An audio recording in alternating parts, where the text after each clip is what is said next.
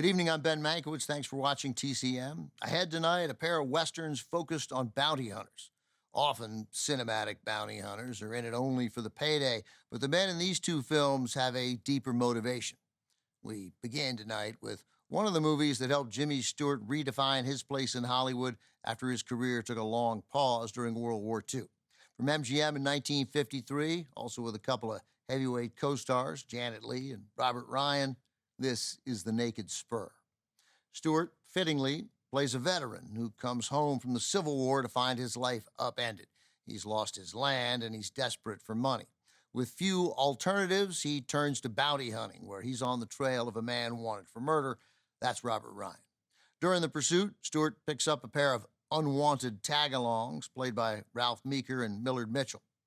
The Naked Spur is one of 8 movies Jimmy Stewart made with director Anthony Mann, all of them between 1950 and 1955. 5 of those 8 films are westerns.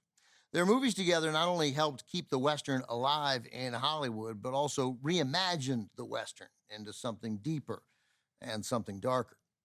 In 1941, even before the United States formally entered World War II, Jimmy Stewart left Hollywood to join what was then the Army Air Corps, soon to be called the Army Air Forces.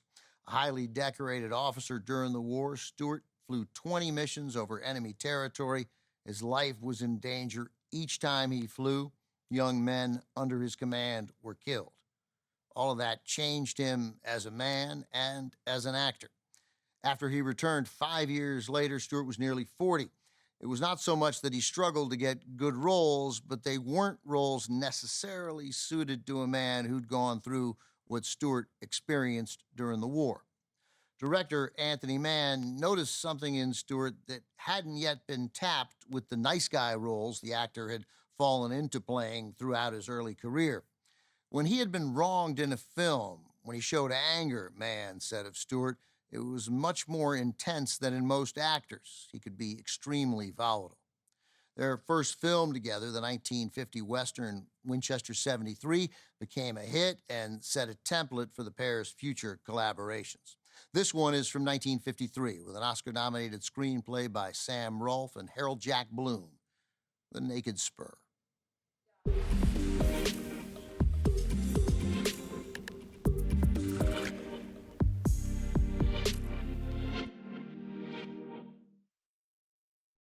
The Naked Spur is the third of 5 first-rate westerns Jimmy Stewart made with director Anthony Mann, all in the first half of the 1950s.